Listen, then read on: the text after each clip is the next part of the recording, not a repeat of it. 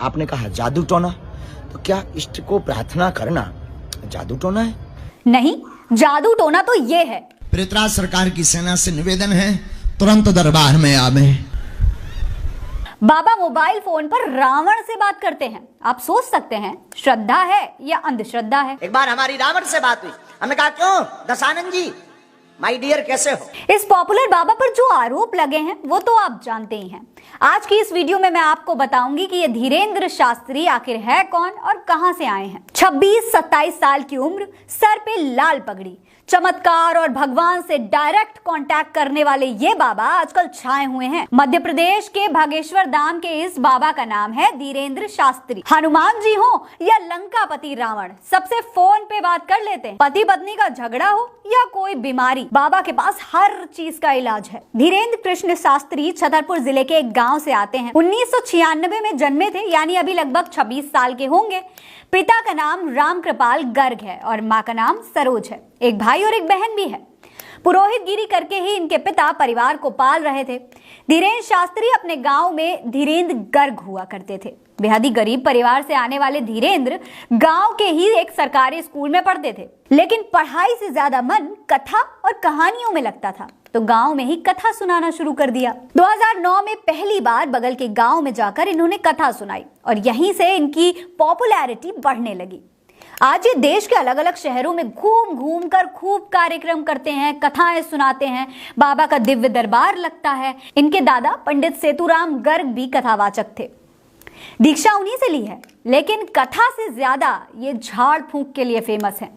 अपने चमत्कारी दिव्य दरबार में ये लोगों से बिना पूछे ही एक पर्चा खोलकर उनके नाम, परिवार और परेशानी सब पता डालते हैं। ऐसा ही एक दरबार श्री रामचरित्र चर्चा महाराष्ट्र के नागपुर में हो रहा था।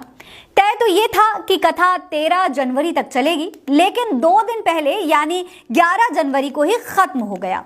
क्यों? क्योंकि अंधश्रद्धा कानून के खिलाफ काम करने वाली समिति के श्याम मानव ने उन्हें अपनी शक्तियां प्रूव करने का चैलेंज दे दिया।